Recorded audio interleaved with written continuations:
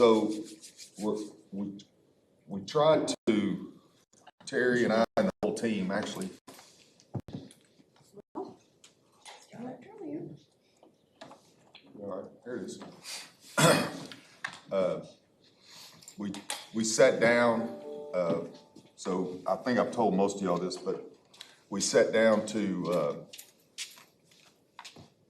as a team, and laid all the pots of money that we get basically on the table and tried to figure out how we can best efficiently maximize the use of the funds. So we've always done budgeting in isolation, I would say. So Terry and Jody, and I'm assuming before that, Mr. Ramey took care of the operating fund, the 2000s account. Federal programs coordinator would just take all the federal programs and do a budget and turn it in. And the categorical, whoever was doing that, would do that by themselves. We sat down as a team, went through each budget and what we had and where we can move money. So our goal with our categoricals and our federal money is to pay as many salaries as we can, so that saves the district money. Now, in some categorical funds, you can't do that. So our professional development fund is just straight for professional development, so forth and so on. So that's our thought process as we've gone through this process over the last month to try to get ready to put this together. I kind of wanted to just finalize, take everybody through the budget that finalized we just got done with. And here's a recap. Terry put a lot of this information together. So our revenue, we actually got $726,000 more in revenue than we had anticipated. And then Terry's listed the reasons why. So we've had the teacher merit pay came from the state, which when we budgeted, we had no idea that was coming. We didn't know at the time that our property insurance, we were going to get a one-time supplement from the state to defer some of those increased property insurance costs. The supplemental URT, it was higher than expected, and our student growth was much higher than we budgeted for. Those funds got a lot more, and then we also had way more catastrophic money than we've ever gotten in past years. And then we received several grants that we didn't know we were even applying for, or if we would receive or not. So that's one reason. Those are the reasons why we had more revenue. Terry did a really good job predicting the local revenue. We were almost spot on. And local revenues are property taxes, interest on our accounts, any sales. You know, Randall will do those auctions every now and then and all of that. We were within $11,000 of what was projected. So I consider that spot on. All of this is state revenue. Like with the merit teacher incentive, we didn't even get those numbers until like June 10th. And we had to pay it out to teachers by June 30. And so there were a lot of districts that had already ran all of their payrolls, and they had to run a separate payroll just to get that one paid out. Our property insurance, if you remember, the governor called in a special session because the school districts were having a cow over because everybody's premiums had doubled. And so ours had been like $225,000, and last year it was almost 500, or it was a little over 500,000. And so they went into special session and passed it where they would help us, you know, with that. We're not getting that this year. Just a one-time thing. I'll get into some of the other stuff when we talk about next year's budget and how we calculate that. But do y'all have any questions on that at all? So on the operating fund, we ended the year 1.85 million under budget. And here's some reasons, some really big reasons. We had several large maintenance projects. Number one, the biggest of one was our plan was to get the exterior of the middle school painted. and we were not able to get that done. Not because we didn't have the money, we just, honestly, we struggled finding somebody that could do the project for us when we wanted it done in the summer. So we're gonna try to come back next year, and we'll do that next year and try to get on somebody's radar earlier to get that done. Our winter heating bills were way lower than we normally do, than we normally budget, or what we budgeted for.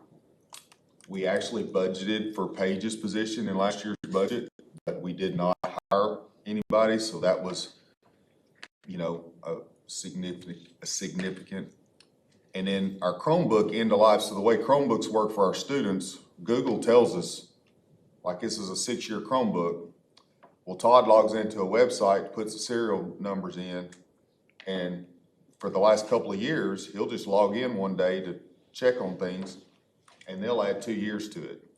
Like they will extend it out, and we don't really know why. We've asked. We don't care. We like it because it saves us money. We don't have to replace them as fast.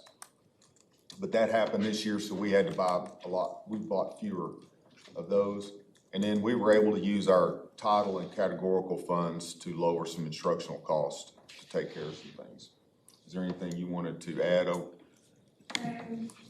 Another one of our large maintenance projects that we had budgeted for and did not need because our maintenance department is awesome, is a boiler at the high school, and that's like $200,000. Yeah, we So thought we saved were a gonna have lot. Yeah, to we replace thought it that going sucker into was budgeting a season, goner. but they were able to fix it. So that's, I know it still sounds like a whole 1.85, how could you miss it that badly? Well, a lot of that is general supplies that our buildings were able to, well, we don't need it, so. I'm proud of our buildings and all of our departments for being so conscious of. Absolutely. When they spend money, it's meaningful. And we're not depriving our teachers, our kids have everything they need in the classrooms, and we can still save money, so I think that's awesome. Randall told me that story about how they were worried they were gonna have to. Now, was it boiler? Was there also a story about an AC unit that they thought was gonna go out? We always have an AC unit somewhere. And he was able to get it. So the boiler system, that AC, that whole heat in there, it's a crazy system over at the high school. And it's a boiler, and then I forgot the term that they use on those big cooling towers out there, that Kyle does a wonderful job. If we were building that school today, we would not put that system in. It's been a little bit of a nightmare, but Kyle has done a wonderful job over the years keeping that thing going, because it is a difficult critter to handle. I gotta say, I've seen that as well, what you're talking about, being very mindful and not just going for the big spend, the easy, because it takes more work to do that and more effort, and appreciate that. Even our teachers, they shop around for the best deal, which is usually Amazon or Walmart, for anything they need for their classroom, but they certainly do compare prices, and it's amazing what they do. And we have an attitude here that's really unique, because I've been a lot of other places, and our people know that if we get to the end of the year and they haven't spent their money, doesn't mean we're gonna lower their budget next year.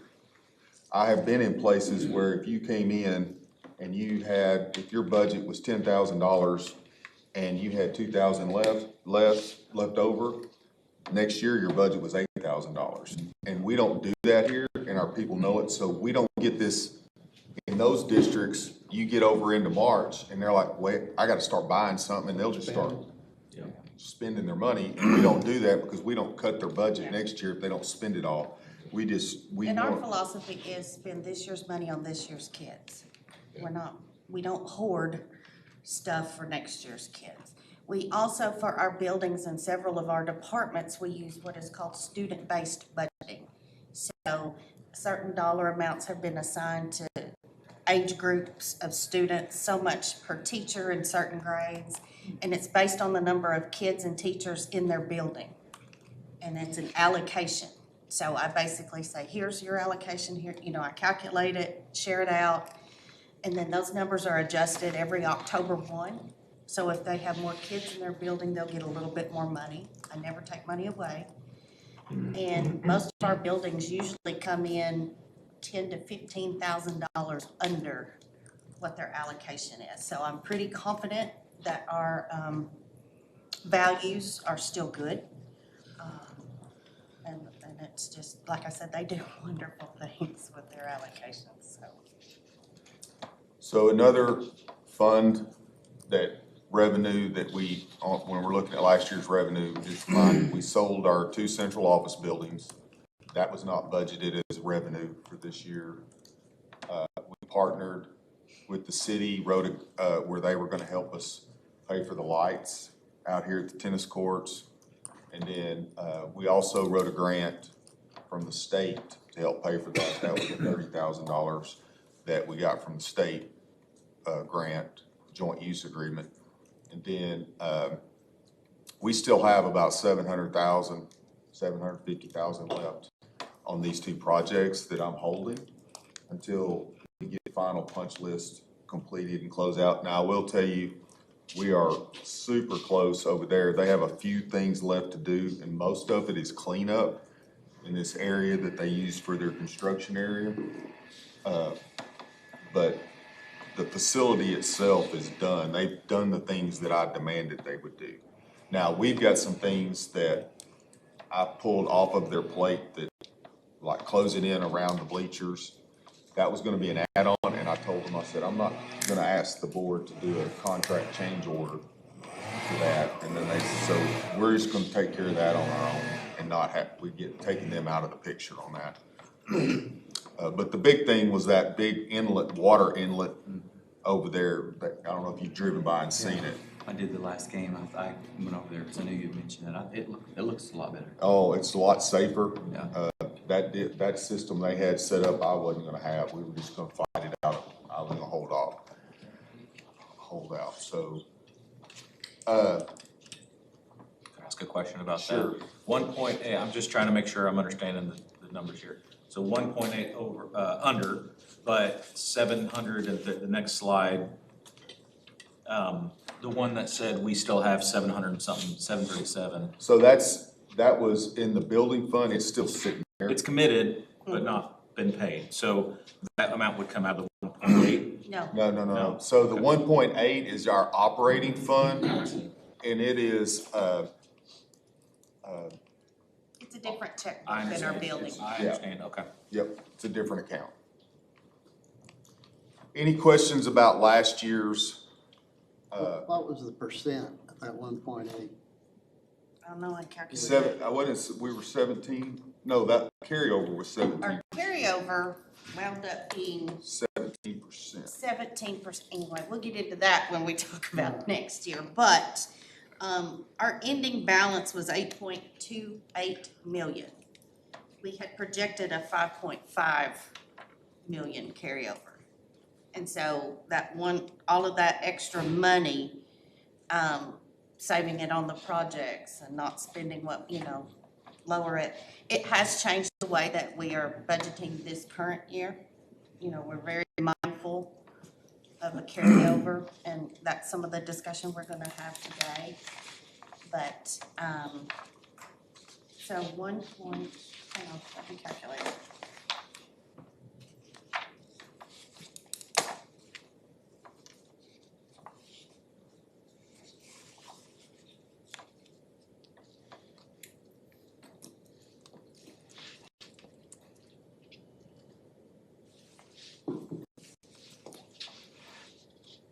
Seven percent.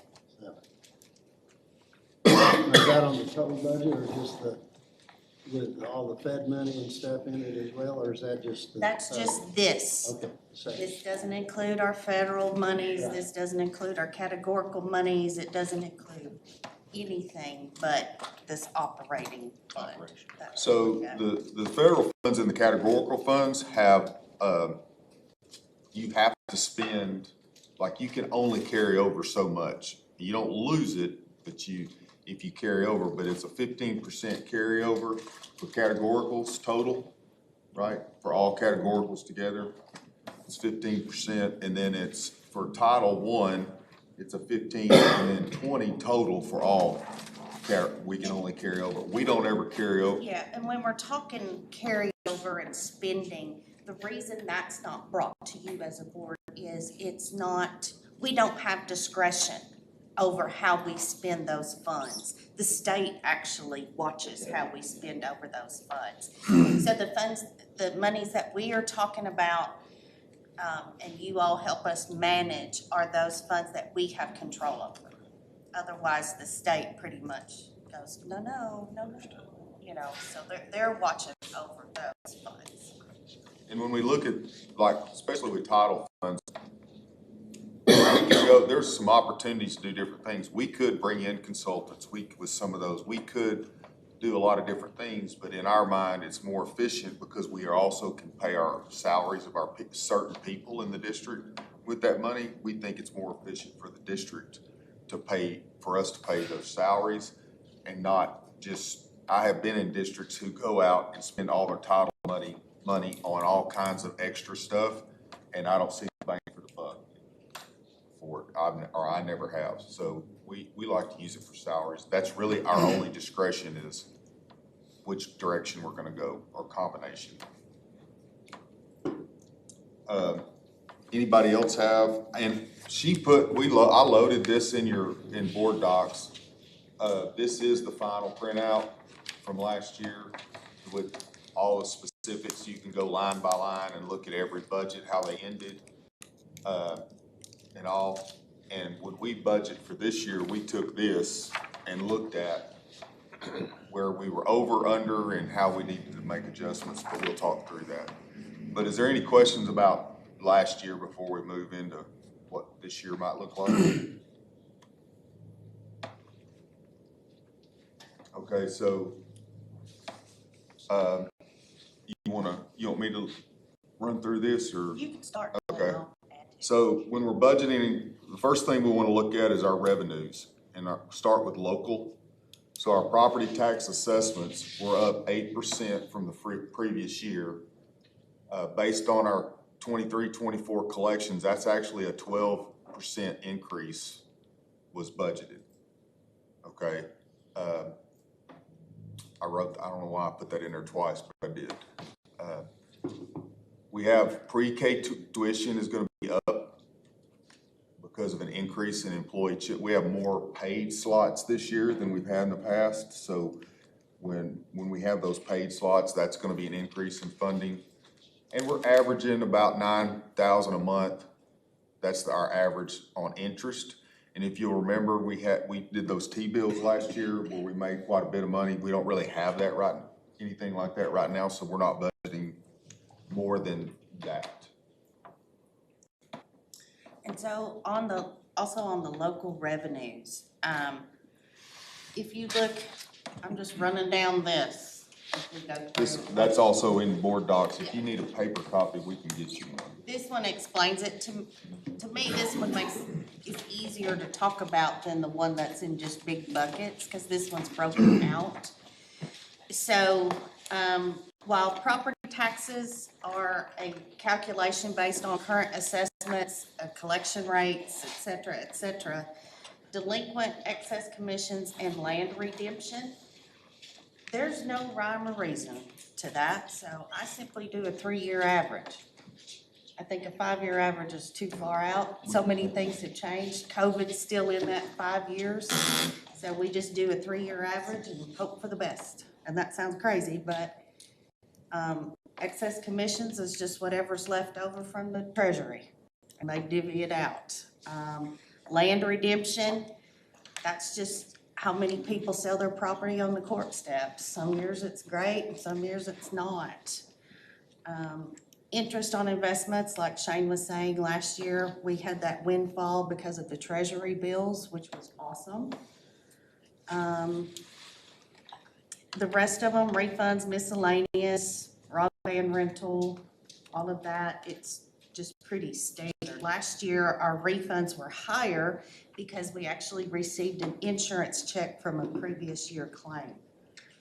And I don't remember which one that was, but. One of the freeze. Yeah, one of the We had also freezes. the big freeze where we lost a lot of stuff. So, So we're up, we're up a little, well, we're up, let me see what we're up. I thought I'd have that calculated.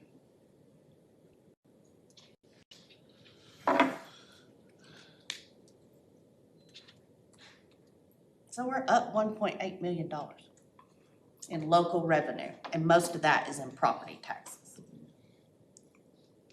Y'all have any questions about local revenues? So I broke this down and there's state revenue that we feel pretty certain we know what it's gonna be. And then there's state revenue that we know we're gonna get, but we're not real sure what it's gonna be. So I broke the slides into two. Now, it's not broken out like that in your board docs document. It's all put together. But I wanted to make sure that you understand some of it we feel pretty confident. So our foundation funding, we basically know what that's gonna be. It's based on our third quarter ADM and I said attendance, it's not attendance, it's membership on that. Then we always do a 3-year average on our URT collections when we budget that state revenue. And our URT collections is the part, where the state guarantees us 98% of our first 25 meals. That is what we didn't collect to get to that 98%. Some years we actually collect more than 98%, and you have to pay that part back to the state. And it fluctuates every single, it's a moving target all year long, so that's why we average that one. Our student growth funding, we're anticipating, we're budgeting for 70 students of growth. And I've got a lot of errors on there. The 204, that was a long time ago. But we're anticipating to grow 70 students. As of yesterday, when I looked at it, I think we were at 56. I think we're at 56, but we're gonna budget for 70 because our trend is we still grow, we grow throughout the year, and we're trying to be conservative. We talked about 100 to start, and then when we saw our numbers, we come to 80, and then we talked yesterday and like, let's go ahead and do We for settled, 70. yeah, we compromise. We don't wanna over budget, but we sure don't wanna under budget when we're looking at it. The Teacher Equalization Fund and the LEARNS Act teacher pay supplements, those are guaranteed by law. We know what we're getting. That's not something that can go away unless they change the law on us.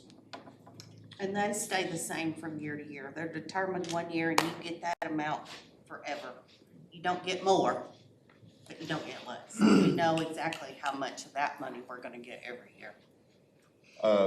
SPED revenue from the state, we pretty much know how that's gonna work. And then our pre-K funding, however many seats we have available, we multiply it times $5,105 and we know what we're gonna get there. These are some things that you just can't determine. You just have to do the best you can based on what you've done in the past. Merit teacher pay, we will not know what we get for that until June. they're telling us they're hoping it might be sooner, but I don't think it will be. I think we'll find out. And just so you know, like, we're just a pass-through on that.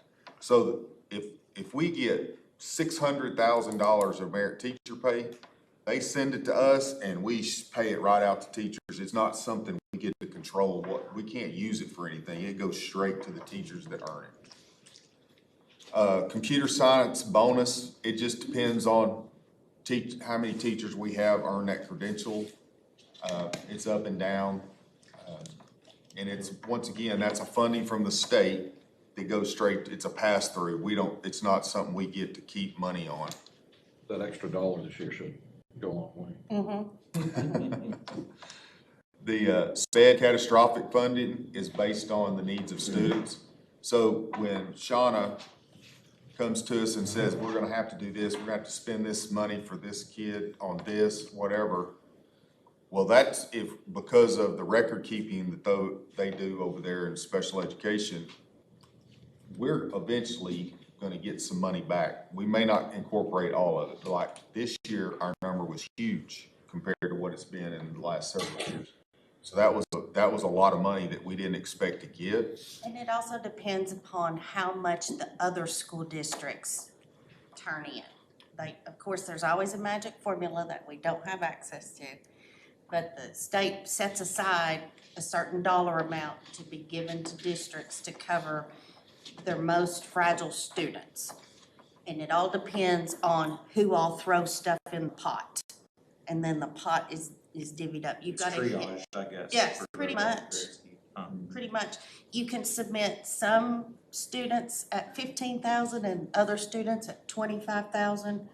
And then you get so much between 15 and 25. So we might have the same needs as last year and get less money because maybe there's another Exactly. school that takes more of that They pot. may have more students than, Huh. yeah. The thing that's super important on that catastrophic is the record keeping. And, I will say, I will give, and Samantha is our assistant director, is the one that does that. She's really good. Like, we get every dollar we can get. We don't miss because we didn't do something record keeping wise. She's really good at that. Advanced placement's all determined by test scores, MBCT, That's National Board Certified Teachers for, right. That's just depends on who gets that credential. Once again, that's a pass-through, though. That's not money that we get to keep and do something with. The ESA matching grant is based on our, another typo, 23-24 spending of ESA. So there's a formula they have where we'll get, based on what we spent, and we'll get some more and money. it's on categories like before and after school tutoring. It's specifics.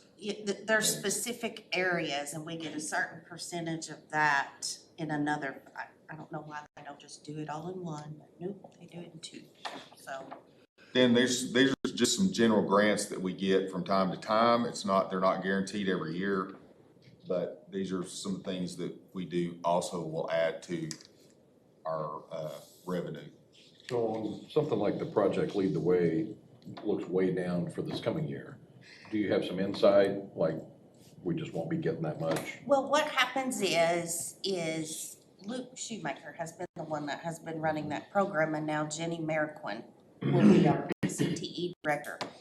Every now and then, every so often, they put out grants. They say, here's an opportunity for a grant, and they will write a grant. So I anticipate that to be more, Gotcha. but it's a pass-through also. Okay. It's, okay, we asked for 20, you've got to spend 20. So, On what And you it- ask for. yeah, what you like it's ask for. Specific. and so right now, we have $7,600 I out gotcha. that we've already spent, actually. And so now they'll reimburse, because it's reimbursable, Okay. they'll reimburse us. We have a wonderful grant out that has to be spent by the end of this month.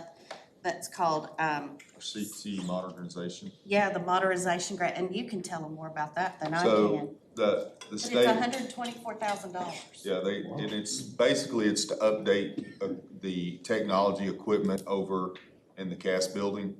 We got the largest grant, so the state ended up with this extra money that the state got to spend, and they ended up with all that extra money has to be allocated by September 1st and spent by the end of this calendar year. So they didn't have anything to spend it on, so they reallocated and opened these grants up. We applied, and we got the largest, so we've got to get that spent. Well, something like that, is that, similar, is that like a Luke Shoemaker finding that grant, writing it? Or do we I think, have a Joe, grant didn't you have team? did you have? We do not have a grant. We don't have a team No, like we that do helps not have a write, grant so. team. No, and it's more of an application. It's a grant application, but it's not a, I got you. they went in and said they put out the grant application that you tell them what you want to do, what your programs you're trying to upgrade and that, and then, it's good to have friends in high places. Ross is the CTE director, made Kind those, of gives us insight. so So Ross helps us with that. So we have individuals that are looking for those, or we might hear something They get emailed to us most of the time. Okay. We get emails for different departments, and that lets us know there's a grant available. Grant available, and that we feel like, Then we talk about it, like, sometimes they'll send it just to the superintendent, and I'll forward it to people that are in, that it might lead to. Okay. But once we get, like, the state knows who's in charge of our departments, and they get on these email lists too that go out, so if they have a grant in that department, it'll get sent to them. And our staff are wonderful at finding Yeah. money. that's what I I was mean, getting at, I it think. is, our nursing department last Yeah. year, they applied for some Blue Cross Blue Shield grants so that we could get new CPR, I call them dummies, I don't know, that's what, not what they're called. Mannequins. Mannequins, thank you. Annie's. And, but they found the money to pay for those, so that's excellent. It's in their budget, but we know we're gonna get the money for it, so that's awesome. You'll notice in the budgeting sheet that's been uploaded in board docs is that last year we had $40,000 in safety grant, and this year we have none. It's because we don't anticipate the state doing any more safety grants.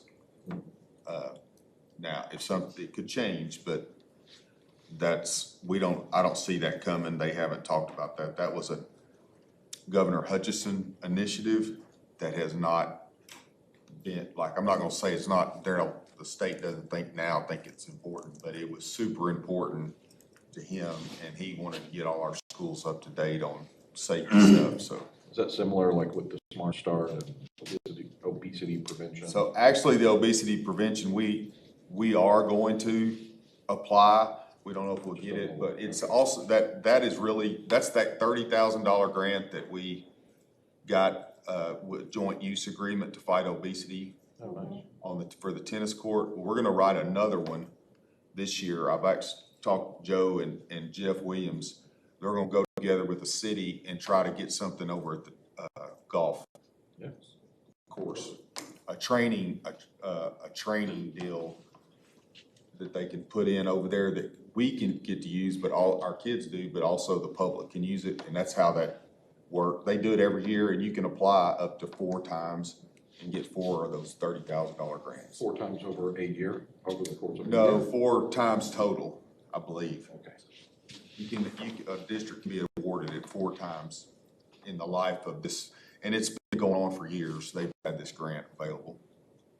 The Smart Start grant you asked about is one that we've had for the last 4 years. We've received over $750,000 for mathematics curriculum. And that's one thing that when Terry talks about that operating budget, we've not had to pay for our math curriculum because we've had this grant that the instructional coaches and some of the CO, we write the grant and then we have to track it with student data and teacher data and submit all of that quarterly to them. So that's one grant that has helped us a lot over the last few years. And then one grant that's not up there is the SOAR grant, which is SOAR. Oh, And that's a also- federal grant.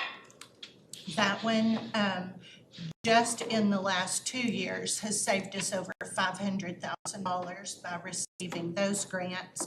And that we received kindergarten through high school. So it has helped purchase all of our literacy curriculum. So yet again, we've not had to foot that bill because we've covered it with grant money. So, and I want to give Amy a lot of credit. So back when Amy and I first came here, we changed our math and English or literacy curriculum at her direction. And she had the foresight to know what was coming down the road, that the state, at that time, Springdale was writing their own grant or their own curriculum. Well, she knew this was coming. We end up getting these grants to help pay for it. Well, now we have a state law that says you will have a curriculum and it will be on this list. And if it's not on this list, you can't use it. So everybody that wasn't doing what she had us do back then had to go get by this curriculum. So that foresight of knowing what was gonna be, I don't know that you knew what was gonna be on the list, but you knew the components you were looking for that they were gonna require for it to get on the list.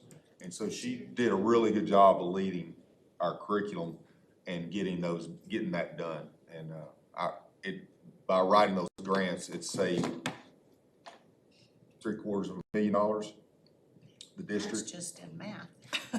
Oh, right, Yeah. probably over, About 1.2. yeah, $1.2 million just in English and math curriculums, district-wide, that we were gonna be forced to buy otherwise. So that was a big deal. Do we know what the cell phone, pilot grant is going to be? That's gonna be a state grant, right? Do we know what that amount's gonna be? We're gonna have to talk, we need to talk about that, but our allocation would be $104,000. It's not budgeted in here yet because we haven't officially accepted it, because we need to have some more discussion, because there's been some changes to the rules about it, so we wanna talk about that before we move forward. Is there anything else on state revenue before we move into the budgeting? What we're looking at budgeting wise? Are we gonna talk about federal revenue? We can tell you those allocations. I don't have it in the slide. Yeah. Joe, you have that pulled up? You ready for it? Yeah, go ahead, Joe. So for this year, we actually, for total allocations, we saw a decrease in three of our categories. So looking at Title I, Title II, Title III, and Title IV. Title I is the one where we saw the biggest shortfall, and the reason that we're being told the shortfall is because now we're seeing that census data kick in now, and so we actually had a shortfall of over $185,000.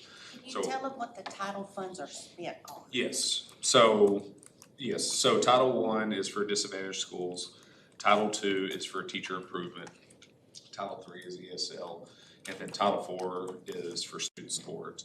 Our practices have always been, like Shane said earlier, spend as much as we can on salaries. With one caveat to that is Title IV, we typically transfer that to a different category to cover those salaries. So we never really truly spend Title IV money on Title IV expenses. We transfer those to either Title I or to Title II. So the total allocation this year for Title I was $949,306. And again, like I said before, that was a shortfall of $185,29 for the previous year. So pretty significant. What we looked at for Title I was we did some shuffling and we had a pretty healthy carryover. Like Shane said earlier, we are allowed to carry over a certain percentage. We had $116,441 that we carried over from the previous year. And then we transferred in just a little bit over $51,000 from Title IV to help cover those salaries.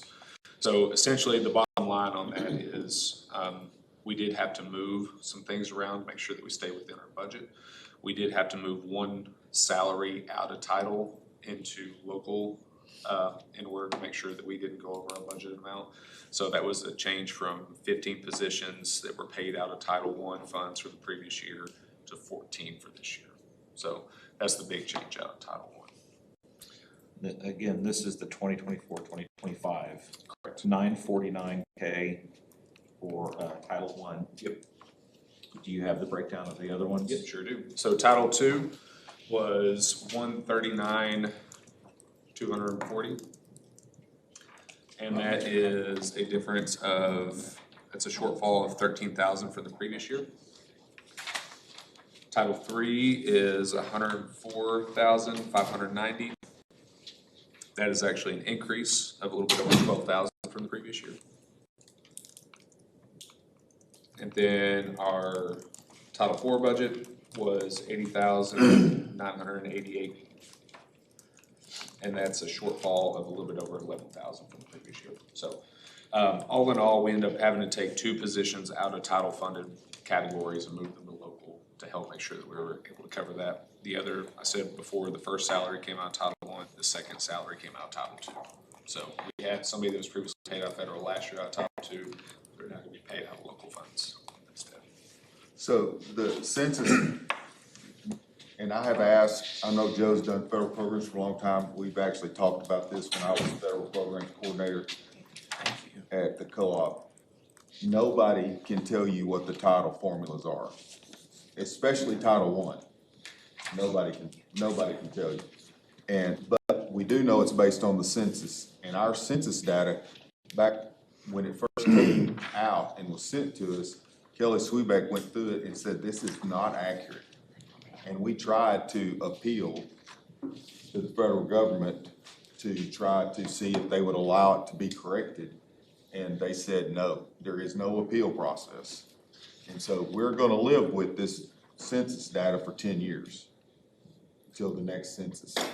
And it's gonna cost us some money in title funding, but there's not anything we can do about it. And what we're being told, the biggest part is our poverty level in our community on the census shows much lower because we had a large number of our poverty people in our community that would not fill out the census information. They didn't, when the census came out, they just didn't turn it in, didn't do anything.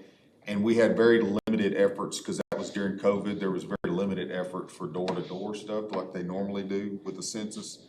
And it was most of it was by mail, and it just didn't get, community just didn't fill it out. So it's gonna hurt us for the next 10 years till we get another census. And just so I understand, and I'm interested in federal, maybe that is the thing that I'm interested to learn the most, about, and just kind of see. It makes sense that a lot of the state funding, some of it is passed through, where we have zero say over what it goes to.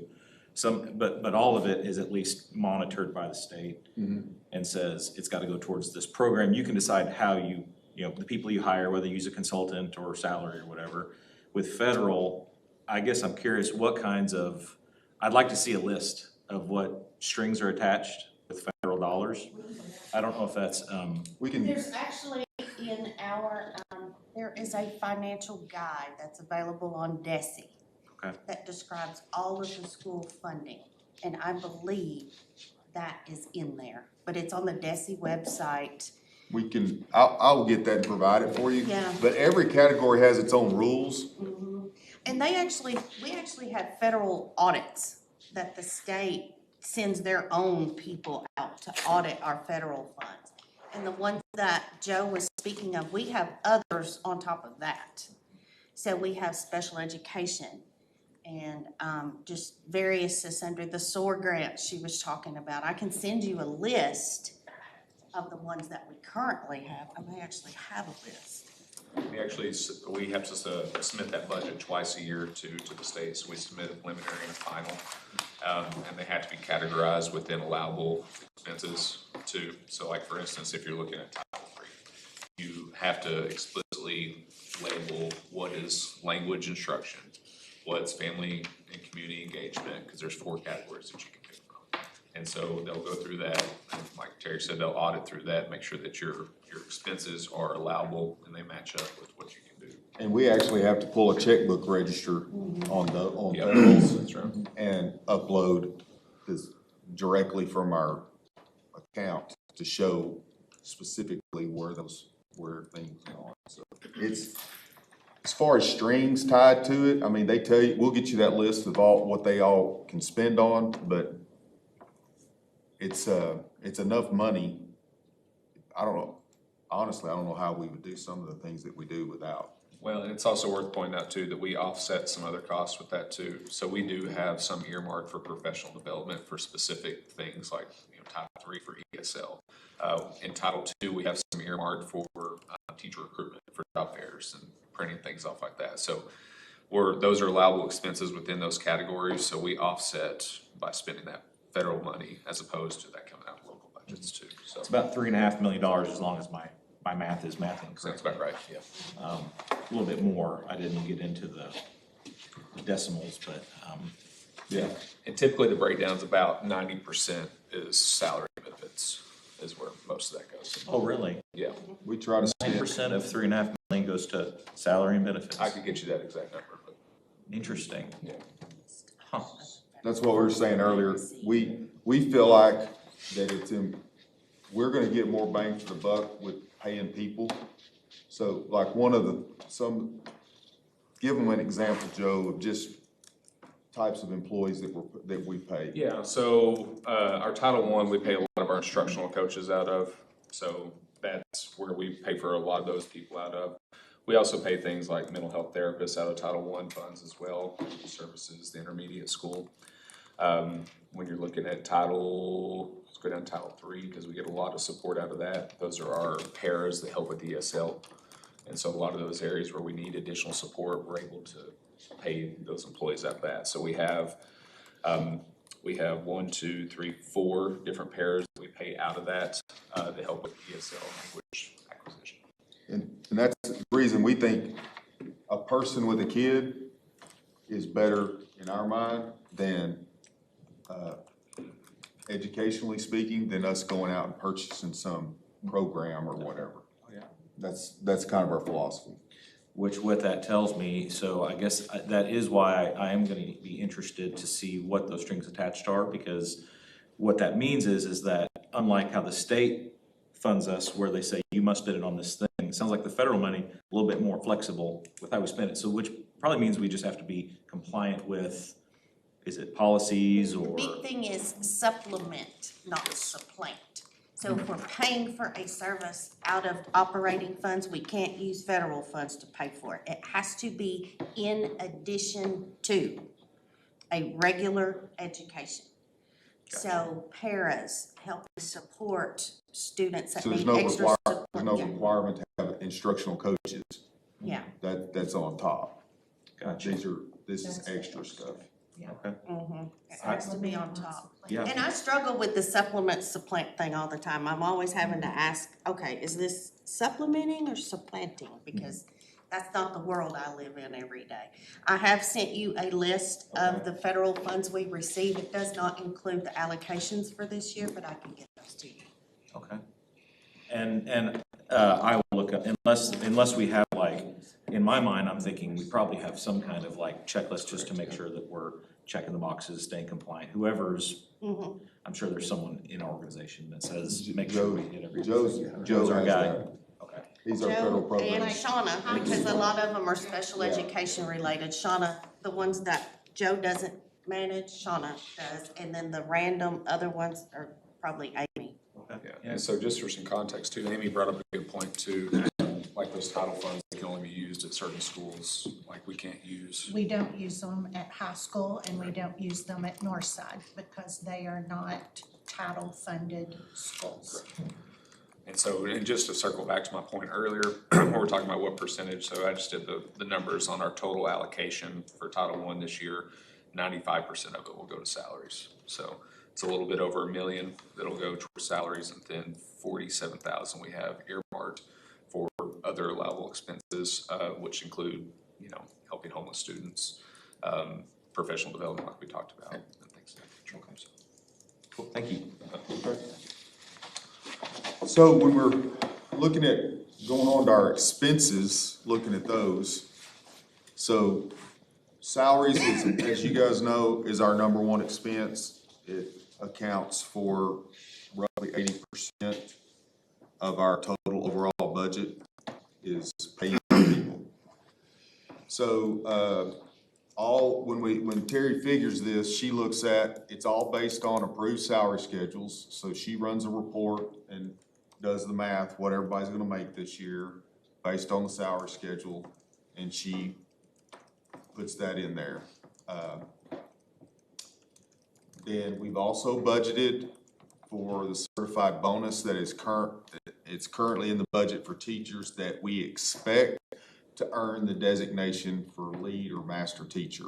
And this is it's basically another certification that they get on their teaching license, and it's a new program that the state is requiring us to have if we want to have interns and Teachers on provisional licenses or alternative licenses, Right. then they must have a leader, master, teacher, mentor. mentor. And this is something that has come out with the LEARNS Act through all that, and it's a requirement, and everybody's scrambling to do this because it didn't exist. And if you start thinking about the number of interns or the number of teachers that we have on some alternative licensure plan in our district, it's a lot. And so you guys in the last spring approved the salary schedule. Well, we created a stipend to encourage people to get this designation. So, because it's some work. It's not just, hey, I'll just write a letter and get it done. They have to go to classes and, we're looking at, there's a million, I'm not saying a million, there's like 6 or 7 pathways to get these things. But, it's a lot of work. So for teachers to do it, we wanted to compensate them. So we budgeted that compensation for. And we budgeted for 45 teachers to receive this designation. And because it's in addition to their regular salary, I have to code it as a bonus. This is not like the bonus if we were giving a district-wide bonus. This is specific. The one that we have budgeted right now is specific to the master lead teacher designation. And it's a one-time thing. As soon as they get it on it, then we'll put them through and pay it. Now, the other thing that is budgeted in there, we budgeted in that goes along with this is every time they mentor somebody, we pay them $500 for a semester. So if they have somebody they're mentoring, first and second semester, they would get an extra $1,000 in that year to do that, because it's extra work that they have to take to mentors. But we didn't have to do it this year. Right. How? But because we haven't had, Begins Next year, we It will. begins next year. right, that's right, you're So right. it's not on the index, it's not anywhere, it's. It is in our salary It schedule. is in the salary You all schedule. approved it, and it is in our Okay. salary But schedule, it's- yes. So we're ready. Okay. Now, the stipend bonus, that 1,500 is, I like to say immediate, but it's going to be within a few weeks of them turning it in. Gotcha. With We're on their paying new 9 license. this Then time. we're paying that. The 500 piece per semester legally begins next school year. Gotcha. And that is on the salary schedule as well. It's already as the there. stipend. And we don't think the state is gonna give us any reimbursement for this. Oh, no, Right. Just so you know, I don't think there's a grant, I don't think there's anything in Requiring the it, but works. not a, okay. Exactly. Yeah, it's a requirement, but they're not funding it. Unfunded mandate. That's right. Many of those. Sure. You said there's 45 Mhm. teachers? Mhm. What's the mix of ones that showed interest or ones that we approached? Well, actually, Amy would know We that. didn't- Last spring, I sent out, like a note, I sent out a video, actually a screencastify, talking through it, showed a little visual, the state did, and said, going to host an after-school meeting in this room, would love for you to come. We thought maybe 15 or 20 would come. Literally, the room was full and they were standing around against the walls and out in the foyer. It was full. we They were very expect, excited to hear about it.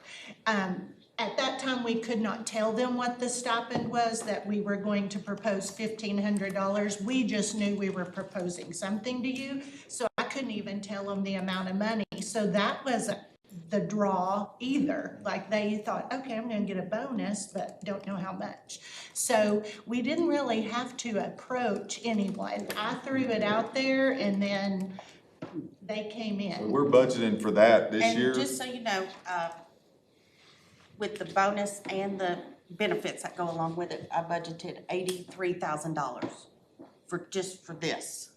So that's in our salary. And we expect to have another bunch next year. Like, we Yeah. think, this is not a one-time deal. I think this will be, the way it's set up, every time somebody gets it on the first time they get it, or if we hire somebody that has it, the way the salary schedule's set up, we would pay it. Because they're gonna do that, they're gonna serve our district in that way. As long as this law is on the books, then we're gonna have to have these people. We have currently not budgeted, because we wanna talk about this later, but in this year's budget, we have not put anything in there for a district-wide employee bonus, either at Christmas or spring break or whatever, but that's what we wanted to discuss with the board. Substitutes are calculated and, based on last year's actual and an increase of this year's rates. So whatever we paid last year, how many subs we had, we apply it to this year's rate of pay, and that's how we come up with that. We don't have any way of knowing about how, when we pay out unused sick leave and vacation, it just varies so much because it just And for depends. those of you that may have forgotten, because this only comes up once a year, when an employee retires from our district, we pay out every unused sick day at a sub rate to that employee, Up to 90. up to 90 days. We only allow them to carry 90 days. So for some people, when they leave, when they retire, that's a significant amount. Now, if they just leave and go to another district, we don't pay that out. We keep it. They actually have to retire. They have to retire. They have to work with teacher retirement, and we know they're retiring. There's a caveat, once people start T-dropping, we can pay out those sick days at that time because their retirement freezes. And so it's, in essence, kind of the same thing. We don't have very many of those in a year. Most people want to keep their sick days until they officially retire because those are some really large checks that come out. But again, it depends on who retires, how many. Some people use every sick day they have every single year. Other people come to work half dead. I mean, it's just dependent upon the person, really. And then if we have somebody does leave the district, where they retire, just leave, if they have vacation, if they've qualified for vacation time, we do owe them that money. We would have to pay them out to leave, but We don't have that many. it's a low number. Then when we look at benefits, most all the benefits are related to salaries. We have unemployment compensation that there's a formula that we use to calculate that. We have workers' compensation that's calculated based on the employees and claims. And then we have health benefits, and this is something we're gonna do our best to figure out, but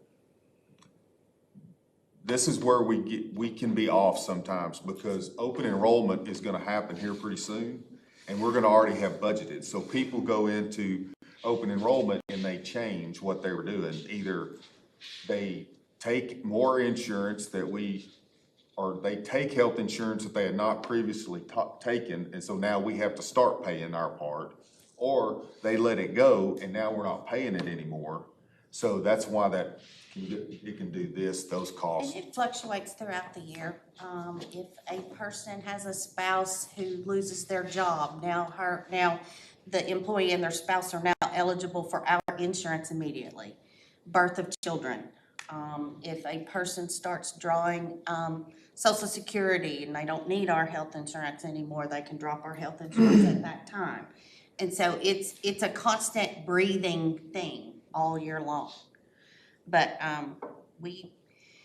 it's X amount of dollars per employee, and we go off of what everybody has today. And that's how that number is That's how it's calculated and put in there. So if we hire 15 more people, they weren't in that calculation because we didn't know. And so that causes some changes too. It doesn't fluctuate just like gobs, but it does fluctuate. I looked up, we are paying out $35.9 million in salary and benefits, which is 73% of our budget, our projected budget this year.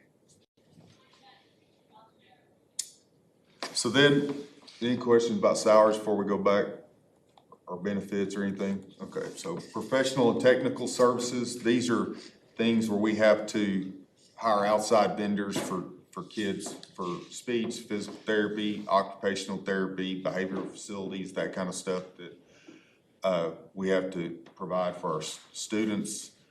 Then staff development, this is what anything that we pay on top of our PD fund from the state, that if we need to do something there. Then we have the cost of maintaining our software license. This is where that would come out of. Our maintenance and technology, maintenance, other technology that is, for various programs in our maintenance department to track repair costs, the HERO program, their iPads and the different things they use to do that.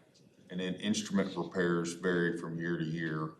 But those are some big things in that bunch that we look at. And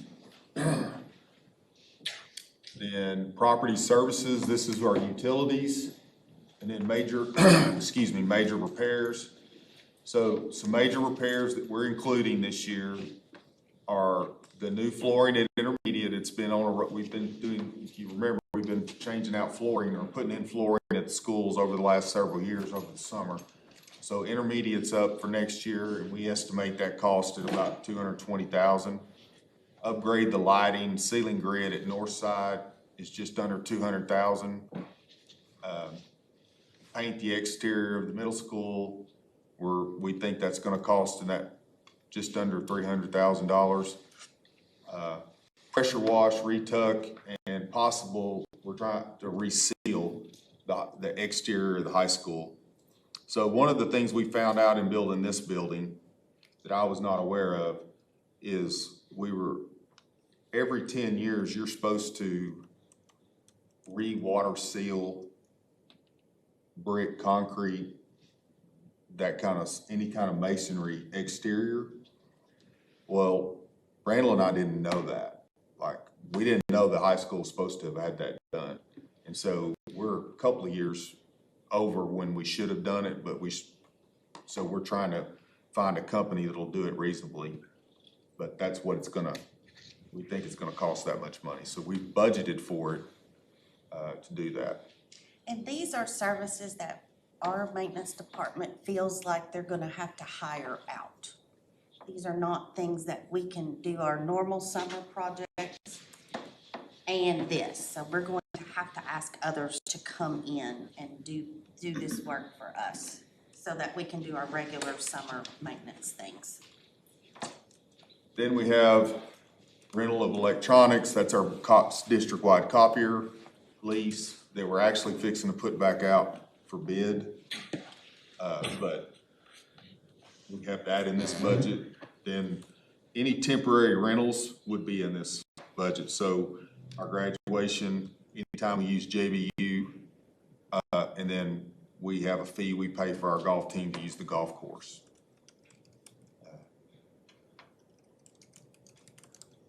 Then other purchases services, this is property insurance rates. Last year, we were given some money to offset that cost, and we're not gonna get it this year, so we're gonna have to budget that in.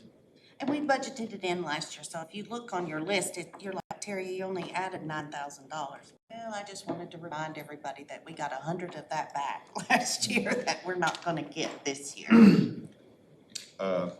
But it's all of our insurance that in our telephone also comes in under this deal. Supplies and materials.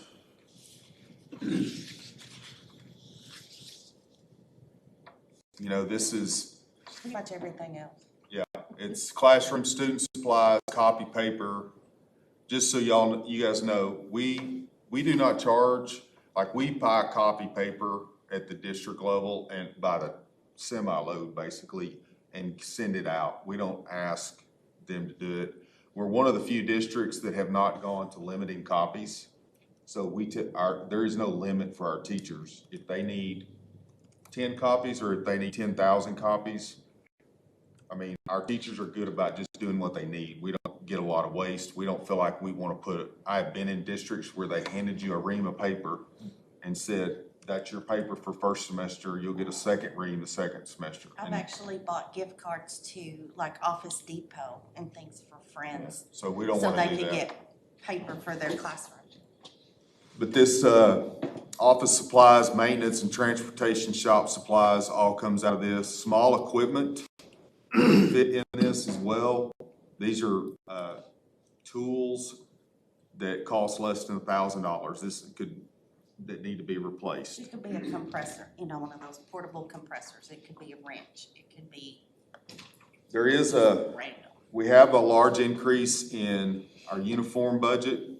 So when we y'all look at these, so you're like, well, that's athletics, why is football and bus drive? So when she sends it into the state, the code is it's all uniforms. There's some other codes that separate it out, but when we budget, we're looking at uniforms district-wide, so it's athletics, it's, maintenance, Some custodial, years it's whatever. banned. Yeah. Well, and we've actually increased the athletic budget, and we've been looking at this, the price of stuff is gone through the roof. And uniforms is one of those that is just massive. I'll give you an example, a football helmet. When I left coaching in 2014, I could buy a football helmet for $250. They're right at $500 now. And we have to send them off every year to get reconditioned. So they're repadded and everything every so many years. So that's just an example, but it's not just, and I was telling Terry about, like, for example, basketballs. I can remember you could go buy a basketball. It's not that long ago for $35. They're $100 now for a basketball. Every football is $100. Every football's $100, and I could buy footballs when I was coaching when I left coaching, it was probably about 70, and now they're $100. Game footballs, GST game footballs, $100. And in the state, what they do is, these state companies got it figured out. They go to the states and they say, hey, you need to adopt a new ball. And they petition states to do this. Well, they adopt a new ball, well then everybody's gotta buy new. And they do that every 5 or 6 years. Your helmets are $500, plus you gotta get them reconditioned. Right. So anyway, so you're, And like footballs and basketballs and things, that's a general supply for athletics or a small equipment for athletics. So just so you can see how different things could be labeled. Like food for a FACS class is a general supply because that's part of their curriculum. But food that we buy would be listed as food because it's not. We're teaching You children. lost me there a minute. So like the football helmets. is That's a that- uniform. That's in uniform. The football is a general supply. Football would be a supply item, not in athletics. Or it's- It is in athletics, Okay. but it is on But it's the line would be general supplies okay. or small equipment. Okay. so you'll see, when you look at uniforms on the line item there, you'll see a significant increase in the amount of money that we budgeted last year, but that's the reason, is the increase, and this was the year for football team to get new uniforms we rotate, so not everybody's I buying them think at the same time. basketball's in on that too. So, They may be in that. So that's why that one's significantly different than the year before. Hardware costs are up due to the need. We're gonna replace some Chromebooks if they don't. Unless they extend the line. Unless they extend the life, but they haven't yet. Under property, some changes there. Vehicles, basically, we've added, our 2 buses, and if y'all remember, the cost of buses every year has drastically increased. But we cannot stop buying buses every year to replace our fleet, or we'll get into a position where all of a sudden I'll come in here and be asking you guys hey, we gotta buy 5 buses, and we really can't afford that in 1 year. Then I asked Terry to go ahead and budget some extra money in there in case we have to buy. I don't have a vehicle in mind right now, but we've not had a year since I've been here that a vehicle wasn't bought during the year that we needed. So, I went ahead, instead of not budgeting it, I asked her to budget money for that. Now, we do, anticipate that our furniture and fixtures are gonna be down, this year based on, what Randall, and Zach have talked to us about what their needs are for this year.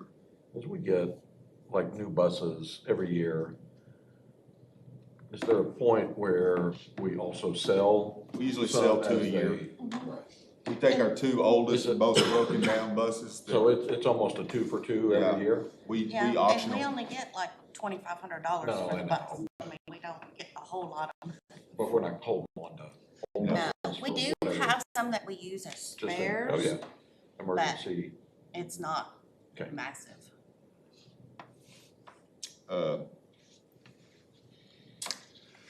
All right, any questions over any of that we talked about? Okay, So just a question, I don't know where this falls. So with our communications now, what about like any marketing? Because we've talked about telling our own so we've That's created, included in different pots of that we money, just so, went through. yes, so Okay. it'll be in the software category, it's gonna be in your general supply category. It could be, it's mostly. purchase services. Purchase services, printing and binding, we're gonna spend more money on send out things. So like, even like bill, because we had talked. That's about under Yeah. purchase services. That would be under Right. purchase services. And you will see this, you'll see the departments more in that general, in your regular monthly board packet. Right. It's broken out Okay, like this, where you can Yeah. see it by department. So we've actually created her a budget, for communications. We've created an HR budget. Yep. For them. So all the new positions we've created and, a budget for, to make sure that they have what they need to do the job. So before we go on to things to determine, so based on all of these calculations, it looks like we have a little over $1 million left up in the air That haven't been budgeted that yet. haven't been accounted for, that are loose, what I like to call free. And so I believe now you want to work with them to determine how you all want us to allocate that last $1 million. And there's some things that go into that, play into that, absolutely, but that's the money. If you accept basically what she's put together at this point, we have $1 million of revenue that we anticipate getting, that we need to decide, you guys need to decide how we're gonna budget it. So first and foremost, I think this is real important because it's gonna play into how we could use this extra $1 million. I would like the board to give us a priority list. I'm not gonna say this has to be decided today, but we need to talk about this. Like I listed some projects and I'm not saying they're in any particular order, but these are things that are in my mind, and then actually at one point, the board's mind, because a lot of this has already been talked about, thought were important to have on the radar of how we're gonna move forward with facilities. So number one, I don't know if it's number one, but the first one is we've got, in my mind, we have to do something with Main Street. That building is not adequate for those students. It's super sad to me that we have up to 35 or plus boys over there, and there's one commode, and that's it in that whole facility for our boys. And remember, we're renting that building. We Yeah. don't own that building. I don't know, I don't have a great answer right now. I don't have an answer for it. We have 3 years left on that lease, but I do think we need to be thinking about what do we want to do when that lease is up, or if we could get out of it sooner and do something different, but we need to think about how that's gonna happen. But that's one thing. The board 5 years ago said the indoor facility was number 3 on the list of importance. We've done the first 2. I don't know that it's number 1 now, but it was 5 years ago, it was on the list. The intermediate school entrance, that is something that's super important in my mind, because we do not have our quality, secure entrance. We are making do with it and making it secure, but it is not something that is very workable. We're just making it happen. Then we have the new elementary for the property out on Kenwood. A maintenance yard, and so for those of you who've been behind Southside, and if you'll think about Southside, we have all of our maintenance equipment and all those storage deals and all that stuff right over up against the school.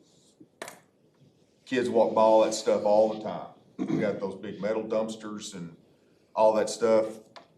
I would like, and I've talked to Randall for a couple of years, and I've talked to Jason, I would like to flip the yard and put it on the other side of the buildings by building a fence around that playground that we've taken out and don't use anymore.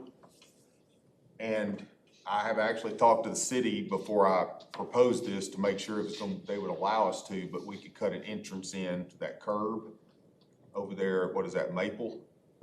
Coming off of Maple into that right there. And get all that stuff away from the school. So we would start coming into the maintenance department off Maple and get out of that drive where we're all the way in there. And then it's a problem every day around bus times because maintenance, either if buses roll through and they're there, they're stuck, or if they need to get there, they can't get there. It's just, so these are just things I'm putting on your radar. As we continue to grow, we're gonna have to expand the high school academic wings. Same thing at Allen. Those buildings were built so that they could expand. And then I'll be honest, we need a fine arts center at the high school. We need a place where we can put at least get the entire student body. So we're talking about a 1,700, like if you're thinking ahead for growth, we're talking about a 1,700 to 2,000 person, basically, Would that handle auditorium. graduation? No, I mean, it could in a pinch, but 2,000's not gonna do it because right now we have, what do we estimate, 7,000 or 8,000 people at graduation every year? So we couldn't put them in there, but if you think about it, we don't have a place, we're doing band concerts in the gym. We don't have a single place other than the gym that we can put the entire high school student body in. So those are just things, like all of these things, some of this stuff could be 10 years away, but some of it could be sooner. I just needed to bring it to your attention. And why I think it's important is I need you guys to tell us if we need to continue to put money into a building fund and what our priority is for that. Because as Terry says, you throw money in a building fund, but you don't have a purpose for it. People are starting, why are you carrying so much money in your building fund? It's legal, but people are wondering. And the state likes to know. You have Why to, are you putting money in the building fund if you have no projects to spend it on? So right now, the only two projects we have are this building and that sports complex over there. So I need at least one thing that I can tell the state that, oh, we're still carrying this money because this is what we're saving towards. and we do our 10-year And we're gonna have plan. money left over in there, but I gotta have a plan for it. And all this goes into our 10-year facilities plan that we would put it. A lot of these projects are on our 10-year plan and we just have kept pushing them out because they're planned but not, what's the word I'm thinking of? Committed. We haven't committed to anything, but they're on the state's radar of what we're thinking about we might want to do.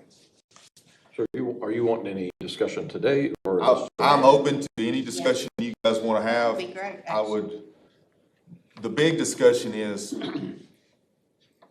so part of this in my mind is, do we want to continue to build budget money to go into the building fund? So in my mind, and we've talked about this a little bit, for the new elementary school, I don't think we can save enough money to build that. That's gonna have to be some sort of a millage ask from our public. When we get to that point, now the question is, do we wanna save money and so that we might pay for part of it, to show that we're doing our part as a district financially, that we're not just asking them to fund everything? Or do we want to just roll the dice and say, get the millage and let the millage pay for it all? I mean, my recommendation is that we start saving some money along the way as we can in the building fund and start building it back up. And then we can do some of these projects and then some, and then go for a millage for specific ones that we want to attach to that. Yeah, I mean, I was gonna say, there's a couple on here, like the new elementary, that I think is a priority to start thinking about and planning for.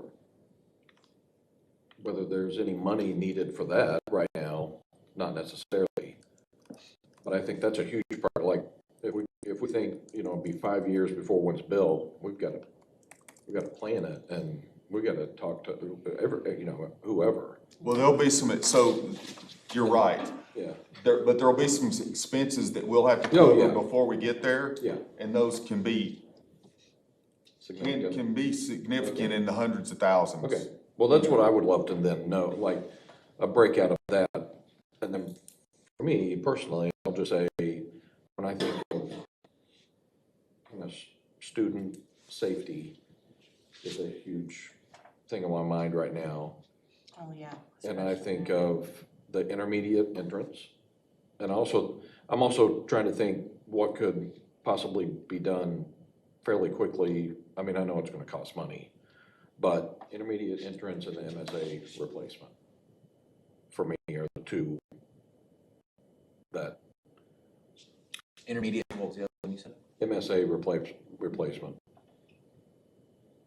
Just that one, just the facility itself. I mean, it's doing its job right now, and God bless the faculty over there. I mean, they make it work, but to your point, even if it was a new rental place, whatever that is, the intermediate one is the one that we know what it is. I mean, it's not going anywhere. We know we got to do something, and I feel like that one needs to be a focus and get our crew in to look at it, see what it would cost, and get that going.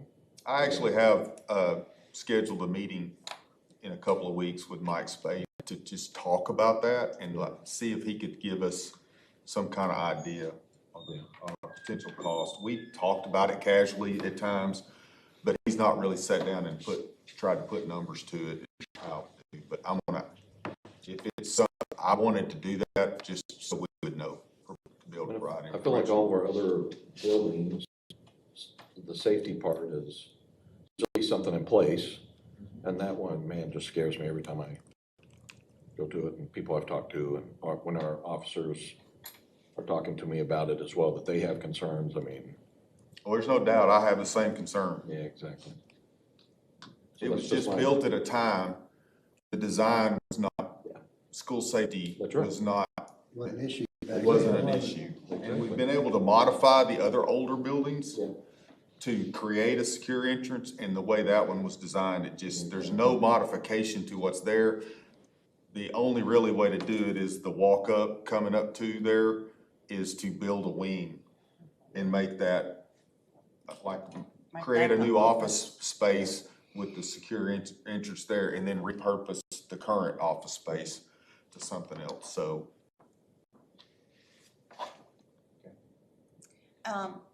So with the money that we currently have in the building fund, after we pay for the rest of these two projects, there's about $800,000 that's not allocated to any project. So if you all could give me some guidance on how you would like to allocate that, that would be fabulous. Well, I think you could put that in the intermediate entrance. You think it's gonna cost I that think, much? to I me, think it's that's, gonna cost more than it'll that. cost I think more it than would Okay. cost more. All I think right, it's gonna cost a lot more than that. Now, Right. I also look at, like, out of all of those, the one that we could act on immediately, and that probably wouldn't cost a huge amount, is the maintenance yard. So what we've talked about that, I didn't want y'all to go over there and just start seeing stuff happen and haven't had a conversation with the board. Yeah. So what Jason and Randall and I have talked about is, it doesn't have to be done all at once, but if we could start just by getting a fence. Yeah. And some gravel, because we talked about not even paving it, just making it a gravel parking lot that, and then as we have money in through the time, we can do it a little along the way, and maybe over 2 or 3 years, we can get it to like, it doesn't have to be done all at once. But now we could, if that's the board's, if you guys would rather us do that way, but I was thinking of gradual. That's the one that looks like we could. that's It's something kind of we could get low hanging started on fruit, with, just to yeah, be honest with you. yeah. Agreed. Because we're not talking about, there'll be a time we'll need to tear down those old tin sheds and build a new one, but that's not what we're talking about right now. Well, on my list, I'll go down it. Intermediate entrance is priority. I think that's number one. We talked about that for 2 or 3 years, and that needs to happen. And it really doesn't matter what it costs. Safety of kids just takes one time, just like Georgia, just this past week. But I'm thinking like your new elementary and expand the high school and expand the Allen Elementary could all be tied into a millage. Yep. And it'd be a reasonable ask. Yep. And then you could even go further with that and maybe replace Main Street. I don't know about the Fine Arts Center. I know we need one, but I'm not sure the community be on board with, they might, I don't know. That'd be for millage. You might tie all that into one deal some way where are we, it's 5 years for the new elementary maybe? Well, that's if we get started in January. Yeah, that's what. It'd be 5 years before it's actually built. But are we gonna need it in 5 years-ish? When you look at our growth, I think we're gonna be, if we're not, we're gonna be having portable classrooms. Yeah. We've done that too.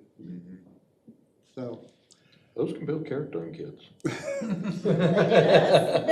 kinda It like did, it. it did me. I kinda The like old it. prefab. Yeah, the old prefab roll up, but, it takes a lot of money, hook them up and all that. That would be the way I would probably approach that. And, indoor facilities should fall in there somewhere. We've talked about that for years. But if we could tie all that together and maybe Main Street go through the lease, but we should have a plan for sure soon to do I'd say build a new building. I don't know what it costs somewhere that we own. We're done with all that other. But that's my opinion. That way it'd be like what we want, and I don't know what the rent per month for that building is. 3,100. Even that could be, 3,100. did you say something about that could be in the millage? Yeah, it could be too. So we're That's a talking neat- 5 years probably for that too, if we did a new building.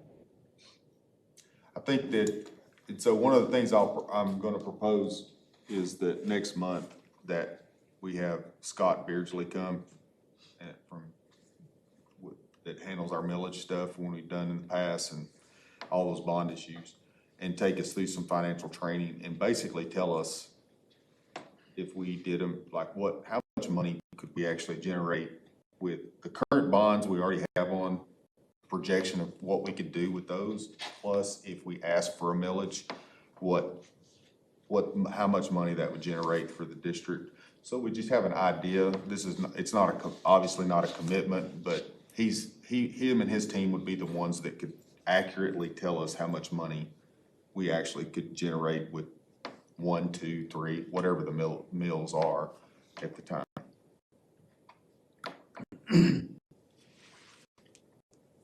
My thoughts are very similar. The maintenance yard seems the least expensive, easiest. I'd go for it. Intermediate entrance, I concur with the guys that it needs to be a priority. And then I remember signing those checks for Main Street. I would really prefer to see us have our own building somewhere on a property that we own that could have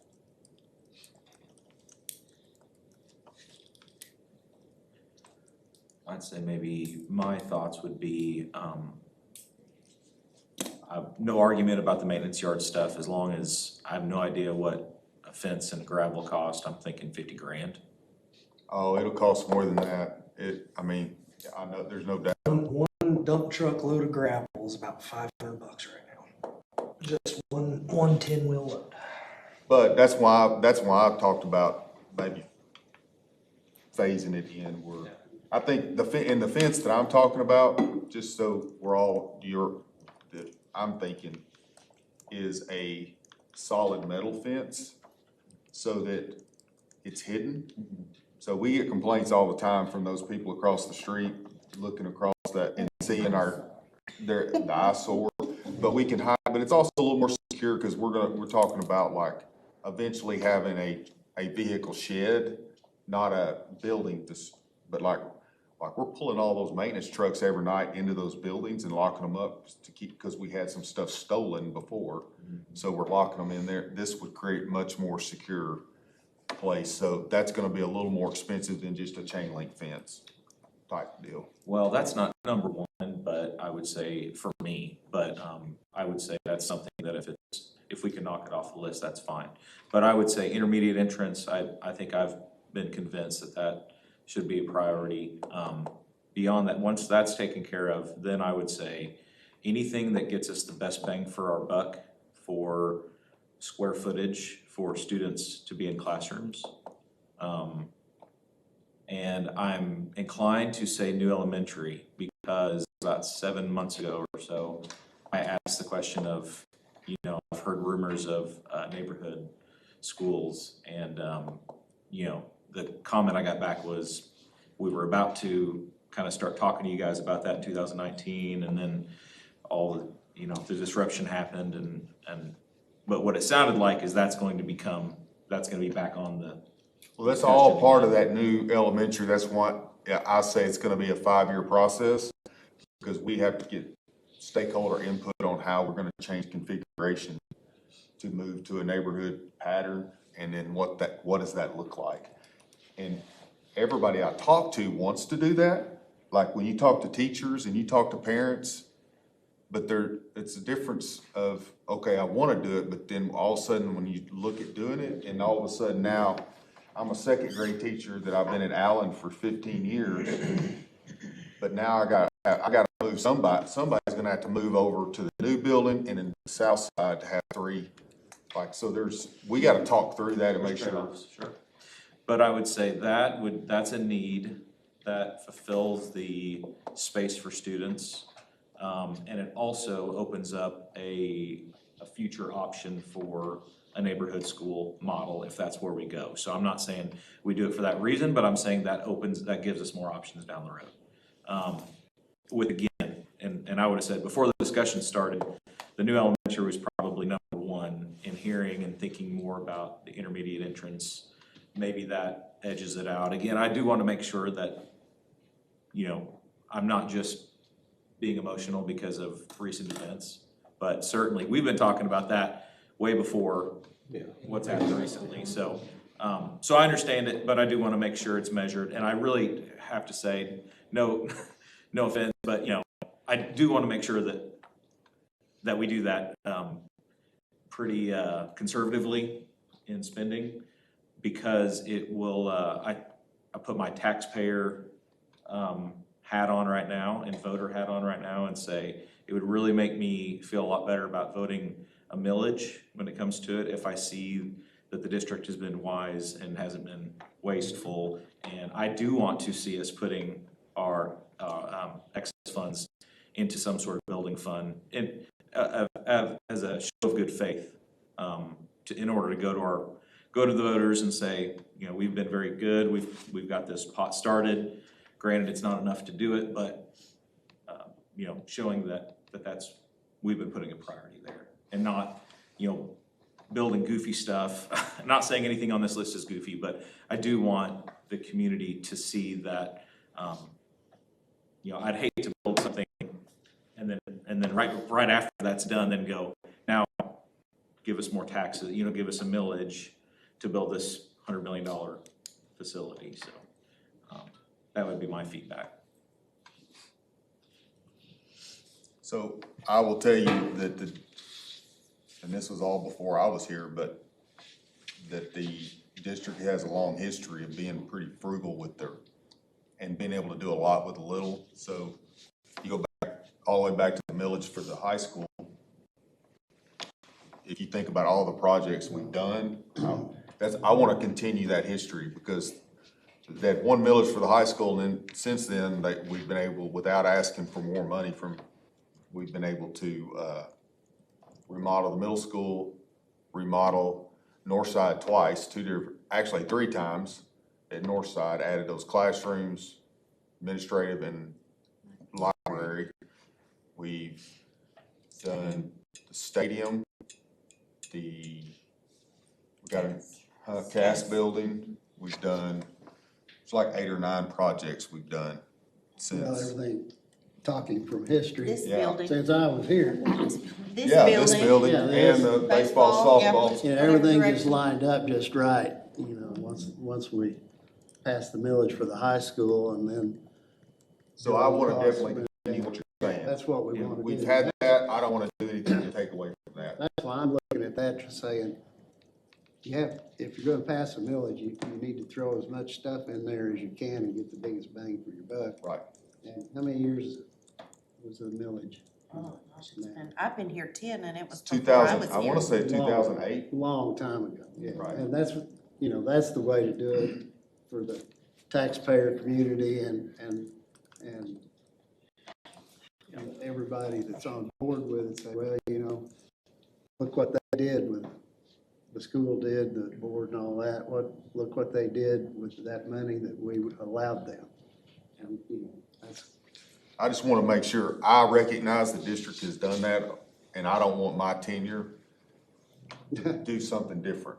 Like, we wanna stay conservative and be frugal, but we also wanna do things that provide the best opportunity for our kids to be successful. The last classroom addition, the last time we added classroom space, would that have been high school, or has there been, I'm sure there's been reorganizing Northside, within I buildings. think. Actually, We added 4 pre-K, was it 4? 4 pre-K classrooms at Northside. Which that's, I guess, just a reorganizing of square Well, we footage. actually built on to the end of the Oh, building. yeah, you're right, I'm sorry, you're right, I've been to that building More in a than minute, yeah. That was an add-on, but other than that, the high school, and then I guess if you counted the remodel of the middle school right after that. Okay. Yeah, well, I'd say, you know, that's, in my mind, that's the next thing we need to focus on. You know, we've spent other money, good money, and not unhappy with it at all, but I'd say it's time to probably be looking at classroom space. And yeah, a new elementary, that's, you know, again, that whole neighborhood school potential down the road, in my mind, probably would be the, Well, new elementary will force us to do that. There is no other way to do You're that right. without. So when we build it, we will have to change configurations at that point, which it will help us academically as well. It'll also help us in our transportation department. So, did you have any?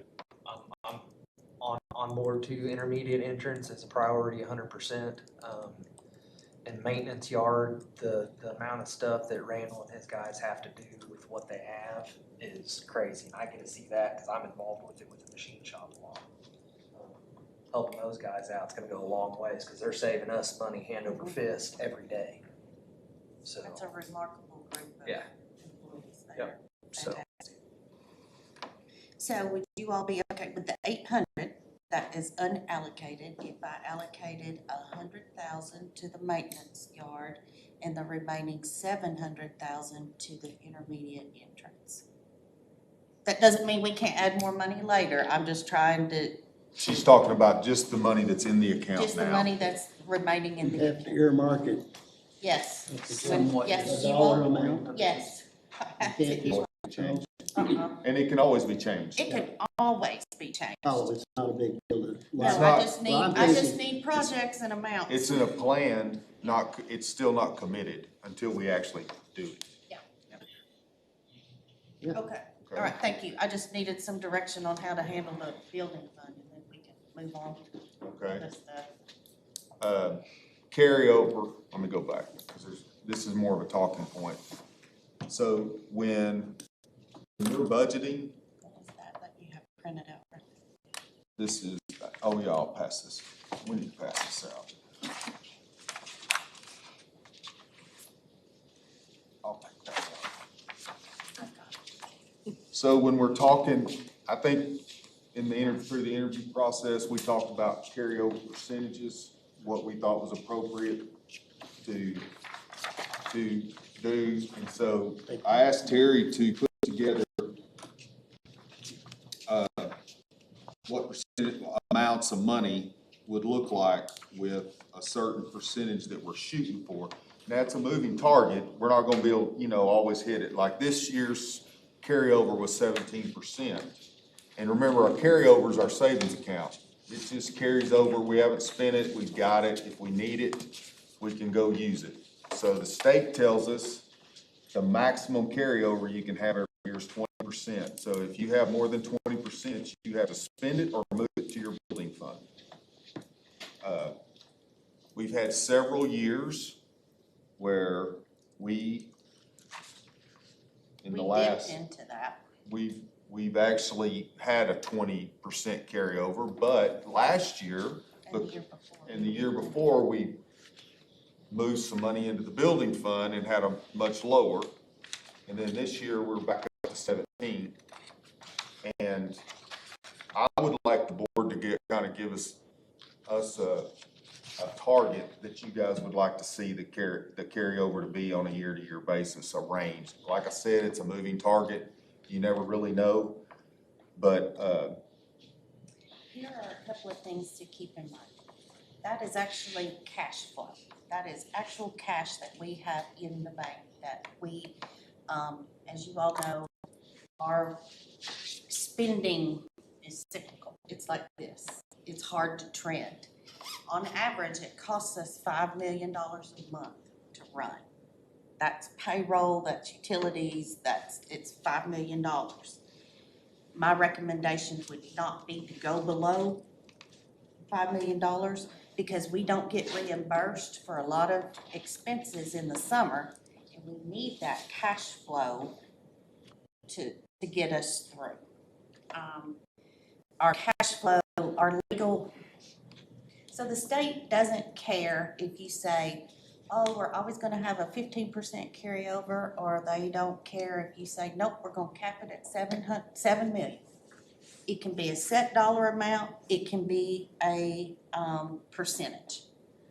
Just wanted to throw that out there, that the state does not tell us how to do that. You all can decide what that savings account needs to look like. It will also determine some of our spending for the 2024-25 school year. We may have more money to put in the building fund, or, just based on projections right now. Does that make sense, or did I confuse it? Well, I want to make sure. So it can be a percentage, but it can also be. just a certain It's a dollar. certain dollar amount. Okay. Like if you guys say $10 million, keep $10 million at all times. It could be that, whatever that comes to, but that's 20%. Really, the only day it matters is June 30th. Okay, so it can dip below the 10 million during the year, but at the end of the year, if at all possible, $10 million would be the maximum that we would carry as cash flow into the new school. As long as the dollar amount is not more than 20%, because that is law, then we would have to move. They don't take it away from us, but they tell you can't have more than 20% in carryover. Because they assume you're not spending the year's allocations on your students or on your facilities. And it's a moving target because it's based on actual revenue received out of certain funds. And so it's 20% of your revenue. It's, so it's a moving target constantly. I don't ever know what it is until. So when you say moving target, that makes me want to lean toward a percentage versus an amount. That's my that's my recommendation, would be a percentage and not try to focus on a dollar amount because Cause you're not gonna hit that dollar amount, probably. Well, you could go over it or be under it. I mean, Right. Sure. like now, we're under 20%. Right. There's nothing wrong with that because that's state law and we've never set anything in particular. I made up this list based on this year, that first column is based on this year's projected revenue, what a percentage would look like for carryover. So this did come up, I remember we spoke about this, Shane, and, in the interview, and of course, let's get the way this decision should be made is, the order it should be made is first saying, if we have 8 now, and we could, say we went down to 6, say we had $2 million less in carryover we're gonna keep, and I guess the question is do we have some kind of, and I don't need to get down into the weeds, but just generally, what things would we spend $2 million on? So it's like this, so if you tell us, for example, if you don't wanna if we wanted to do something with that, one of the things, if you wanted to lower the carryover in the budget, that would say, you could do a lot of things. You could put it in the building fund, you could give a bonus, you could add to the salary schedule, or we could go, you could spend it, we could go buy 5 more buses. You could spend it however we wanted to, but if we're shooting for, when we're budgeting and we're shooting for 20%, then we're basically saying we're gonna set aside 20% and we are budgeting not to do that. If you budget for a 10% carryover, we're gonna set that, and then we're gonna budget the rest of the money, because the revenue is gonna be the revenue. We're trying to figure out, where does the board feel comfortable in our savings account, what percentage, and then we're gonna budget the rest of the money based on the priorities of the district and the board. Does that make sense what I'm saying? Right now, our budgeted money, if we receive every single dollar and spend every single dollar we have budgeted, we will have an ending balance of 9.29 million. That's less than 20%. And that's okay. We get $1 million more in revenue. That's what those other columns are there for. I wanted you all to see how much $1 million shift could make in a percentage. And we can fall anywhere in between there. So I'm confused. Okay. So we're basing this on revenue, right? We Yes, have to, yeah. And so you're planning on trying to budget the carryover based on revenue? I do that every year. Yeah. Yeah. Basically. And right So- now, like I but said, on if we this receive proposed- every single dollar and spend every single dollar, we're So gonna on have this 9.3 million. On this proposed budget that we have, the 24-25, you show ending budget of 1 million. That's how much, based on that, $9.3 million, which is under the 20% that's allowed by the So state. it's already in there, the 9 point, No, so I hear what he's saying. Okay. So the 1 million you're seeing, Uh-huh. we haven't budgeted because we're asking for direction. What do we want to do with that million? right. But And maybe it does not maybe include. we should budget that first and But then. I think that's what he's asking. Is the carryover in this budget? No. The carryover is a savings account over here. It's still here. It's not budget. She hasn't considered that in revenue because we've already received it. We own it. It's here. This is new revenue that we're budgeting. Okay. So We this is already still here, and at the end of the year, what we have left added to this can't be more than 20% of this year's revenue. Now I understand. So this is still, this So 8 the million 9 is over million- here. The 9 million's already here, correct? If we spend it or if we don't, it's still 9 We have to do million. something with it. Okay. I would like us to budget that $1 million and either tell us you want to put so much in the building fund, you want to give a bonus, you want to do something with it.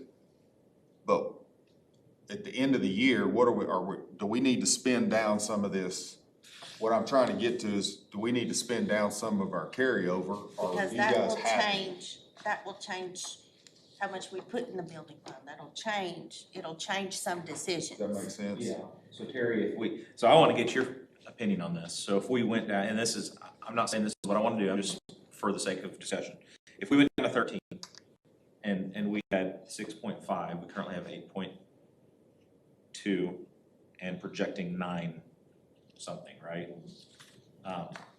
What's your comfort level at 6.5 million in carry? That's essentially our emergency fund, right? I It's would an like emergency. 7.5 million, a Okay. flat dollar amount, because that's easier for Okay. me to know. I can't go below, I can't go, this is what it has to be.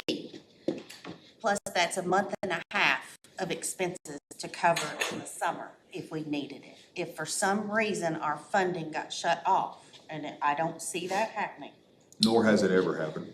no. But that would give us 6 weeks of expenses that we would be able to pay. I wouldn't be comfortable going less than a month of expenses. 6 weeks kind of gives me the shakes, but I can work with that. And we can always change it. We don't have to, just because we set something today, doesn't mean it has to be that way forever. We can change it every year based on our needs if we want to. You're pretty risk averse, which is one thing I really appreciate about you and the role that you're in. Not my money. So, no, I really appreciate that. Yeah. So I guess I want you to be comfortable, and in my opinion, I want you to be comfortable. But Shane, would there be any, I mean, I'm kind of not trying to stir up conflict here, but No. I'm saying, We Shane, what are your conflict thoughts all the about time. what, I feel comfortable with 10 to 12%, and here's why. When we have 17%, and once it's all gets public and out there, and we got a 17 or we got a 20% carryover, and teachers look at it and go, so you stood up in front of us and said, we're giving you all we can, but then you got a 20% carryover. here's a question. What if we went down, what if we go to 6.5 and then we put $1 million in the building fund? And Terry, your worst fears happen and we don't have We pull it out of any the building. income. Could we pull it out of the building fund? Yes. So then we'll look good on paper. No one can call in a question that we're not being stewards. But then we still have access to it. Would you still I feel would okay about that, even if it's earmarked as building? I can do that. Mhm. I'm not, so Alma for years, I'll give you, there's varying philosophies. Some people are, districts, boards are 20%, we're gonna always have 20%. Then you have the old school Alma, we're having a 0% carryover, we're gonna spend every dollar every year, and they go to the bank and they were getting loans to get through the summer, and when they got their first allocation, they would pay their loan off. But their philosophy was, we spend every dollar every year. And so I don't feel comfortable with that, but also, I think unless we're, That's why they have nice buses. That's why they have Yeah. nice buses. well, there's a different story on that. Yeah. But, I I'll like tell the way you, you think, though. I like the way you're thinking. but I think it's hard to explain year after year. I mean, and not that we've done that year after year, but it's the higher the carryover. We say we want to catch up in other areas, but if we're carrying over large amounts, super large or the max every year for a rainy day, I think it gets us in trouble with our faculty and staff. That's my opinion. But she knows how we talked about it. No, I'm kidding. Is there anything else that you'd like to, I mean, I'm picturing this, if we're at 8.2 now, if we went down to 6, and then $1.5 million to make Terry happy, to get us to that 7.5 is what you want. And then we still have some extra. Shane, what would you like to put that towards, or what? Well, you I showed think- us this list and said, what's our priorities? I guess I'm curious what. Well, I tend to agree with you. I think everything on there needs to be done. Some of those things are probably 10 years out.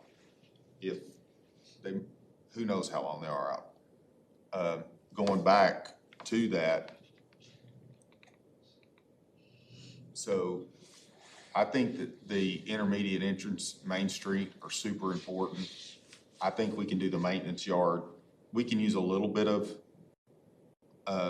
building fund money, but I also think we can do it within our maintenance budget, some of that stuff within the budget itself over time. But I think we're going to have to get started on this new elementary. And then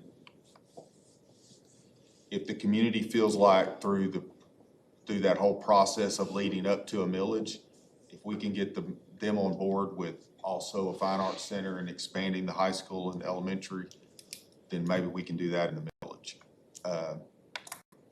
The indoor facility's got to be done. We have it's not a ton, it's a lot of money. It was a really nice donation. It's just sitting because it was $250,000 was donated specifically for it. And the foundation has that. Yeah, We don't have that. it's When in we the start the foundation, project, they will give it to us. But I guess where I'm going is, I don't think we'll pass a millage if we have an indoor facility tied to it. And that comes from history of where I've seen across the state. It is just not something that voters are willing to vote for. And so I don't want to put us in a position on the millage to have a chance of them saying, we're not going to build that, so we're going to vote the whole thing down when we really need these other things. So it needs to be done. I don't know, I don't have a great answer for how to do it today, but it's something that we need to try to figure out how to save for. Along with that, I think we need to try to figure out by lowering, if we can lower on a regular basis, the two things I would like to do by going to either whatever percent or dollar on the carryover is put that towards teacher salaries and building fund. I think we need to grow the building fund back up because I think it shows our public, like you said, that we're doing everything we can do. And we still have to stay competitive with teacher salaries, and not just teachers, but all staff salaries as we continue to grow. That's my thoughts. And in the current year, we've already set the salary schedules. Yeah, we can't do So our anything right option now. this year would be bonuses. Gotcha. So that $1 million that she was talking about could be, basically we have, in my mind, we have two options. We can go to the building fund with it, or we can give a bonus, or we can go a combination of the two. And if you look on the second page of that sheet I handed to you, I had Terry just do approximate numbers. These are, and they're pretty accurate. Like I'm not gonna say to the penny, but I would say they're pretty dang close. What the bonus amount would cost the school district.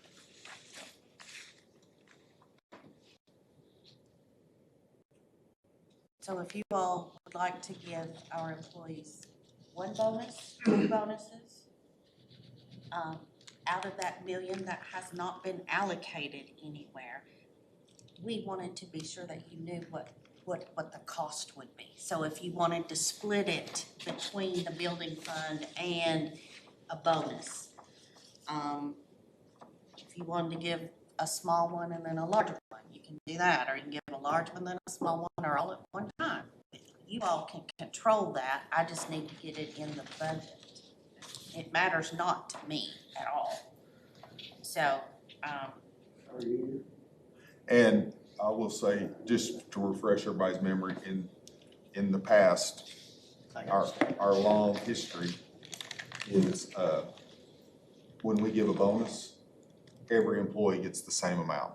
It doesn't matter what position they have, everybody gets the same amount. and so with the carryover, by determining a different carryover, it will help us this year discover or know how much extra money we will have in the following years to allocate toward salaries. It's not gonna necessarily benefit our teachers and our staff this year, but it will give us an idea of upcoming years, what we have available to to use towards salary schedules. We basically now base it on growth funding. Oh, we got this much in growth funds. This is probably, we know we're gonna get this money again next year. This is what we know we can afford, because in theory, those kids stay here, so you get that money, you know, it's in everything else. And so that's how we've always kind of figured those.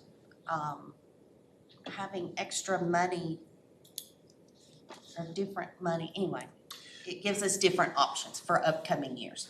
Shane, I really appreciate the things that you shared, that, you know, your building fund prioritizing building fund and staff salary, and I agree with you. And I understand I understand the I understand the situation that we can't put it in this year's because it's already set. So therefore, we're kind of saying, hey, next year we'll probably put that in the schedule, in the salary schedule, but this year we have to kind of treat it as a bonus because of, it's already been set.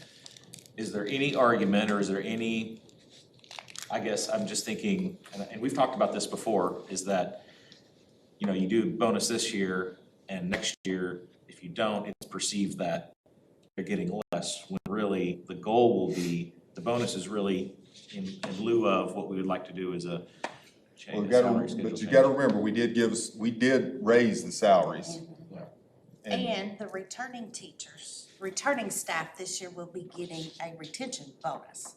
Yes, This month. But that doesn't mean everybody's getting the bonus. Our new employees will not be eligible. I love a bonus, especially the Christmas bonus. I think that is really good and people appreciate that, so I'd like to do that. But I just want to kind of, you know, put that out for discussion on, are we going to have the perception that, you know, if we do 2 bonuses this year, because we say, well, we're going to accomplish this goal through a bonus because the salary schedule is already done. Do you see what I mean? I'm No, kinda- it's something Yes, that it. yeah, those years that we had all that ESSER money and we were given bonuses, retention bonus for additional duty bonuses. And those were paid out two times a year, and then we, on top of that, we gave a Christmas bonus. The first year we didn't do that, everybody about died. I mean, it I was just a think we have to deal. be super clear and open and public and transparent, through the whole process, and let people know that what I would like to lead us to do is let our people know that every chance we get to compensate them more, we're gonna try to figure out how to do that. That's not gonna always happen every single year, but I hope that our staff will know that when we do get that opportunity, every time we get that opportunity, we're gonna push as much as we can. And I to think them. they see that with how careful they are with their spending, because we're always telling them, you know, having extra money every year helps us determine bonuses, helps us determine salaries, you know, everything. And they're a really good team. Like I said, we don't waste money. We just Well, don't. I agree with you, Shane, and I would say what you've said, I'm aligned with, and I'll trust you to do it. My only comment was not to say that's a problem, it's just to say, are we setting ourselves up for next year but I'll just summarize all that by saying, I trust you and I'm aligned with you on what you want to do there with building and the, you know, getting our people well, fairly and highly compensated, so. So what do we need? Do you They want to need a give, number. how do you want Do to you wanna divide give the $1 million? Do you wanna I'd like divide to the see million? I'd like to see a bonus, and I feel good at the 15%. Okay. I'm saying that, Exactly, that's actually what I asked Trix. but So, I'd like to see $1,000 bonus. You've got $1 million to play with. Well, Almost $1 million. That's $1,000. 800,000, that's Yeah. 800,000 of it. So Yeah, with the yeah. remaining 200,000 go into the building fund. That's fine. Everybody got it? I was thinking more of the 500, not the 1,000. And I was at 750. I was at 500, Yeah, I'm I'm half at and half 500, myself too, but I would be okay with We did 500 last year. 750. That's been the honestly, I think that's kind of been the standard pretty much. that we've done bonuses, it's been 500. Might have been a year we did it. We had a year where we paid, it was during the ESSER years, during the Yeah. but money years. I'm We talking- actually gave like a $1,200 Yeah, bonus yeah, one yeah, time, I but that was remember towards the end of the year. That was around spring break or something. Yes. We It had was that, never in December. I feel like every year that I've been here, it's been about 500 every time around the Christmas season, so. Only reason I was looking at the 500, because it's about half and half. Yeah, exactly. It'd be about half and half Then bonus. the other half go into building funds. so you'd be spending about 400,000 on a bonus, and then you'd spend that would, if the rest of it goes to the building fund, that's about 600,000 to go. That would probably my vote be the 500. I think mine too. That's why I'm Brian, I love, I that was just my opinion. just because we're talking about getting a building fund started to show good. You know. So, and that being said, if we're talking about a 15% carryover, that means that we could actually, put more money in the Right. building fund Put- at the end of the year. That's what I was thinking. Right, Me yeah, too, yeah. just start building that back up again. okay. I have appreciated this work session. It has certainly helped guide me with what direction we're all going in. I like us all being on the same page. Not that we weren't before, but I do So- appreciate this. I would like the board to give us some feedback after you get away from here and think about how this process went. And if you liked it, didn't like it, what we could do better. I don't know, I don't remember us going in depth as we have today, but in the past. But I just really want everybody to, I don't want any perceived by anybody that there's secrets. Yeah, everything's out in the open and we talk about it and, you know, and so that's kind of my thoughts on it, but y'all are free to do that at any time. It doesn't have to be today, but at some point I would like some feedback on how you thought today's process was and if there's a better way to do it. We're all about doing it. I also want to ask you all, is there anything different or what do you, for my monthly presentations, what would you like to see?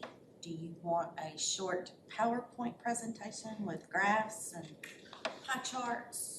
Is it okay that I just get up and do what I do now?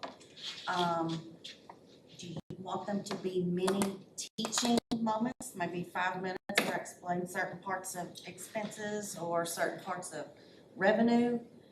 I'm an open book. I can do a combination of anything. I can add more graphs and things to the monthly report. Personally, I think the report has gotten stale, so I'm looking for new ideas. And I really would like to know what you all want to hear, what you want to see, what you think the public needs to know. Because I'm pretty open. And we can try out some things over the next 2 or 3 months and go, yeah, that didn't work. Let's do it a different way. So you can think about that and you can email or call or tell me and I can tell her. Spice it up a little. I can do that.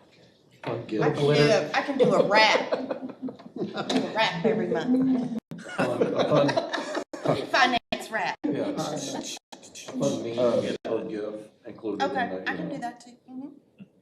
So the last really thing I kind of want to throw out, and I've talked to a couple of you, but I will throw this out. So I kind of have a goal that I've talked to our team about and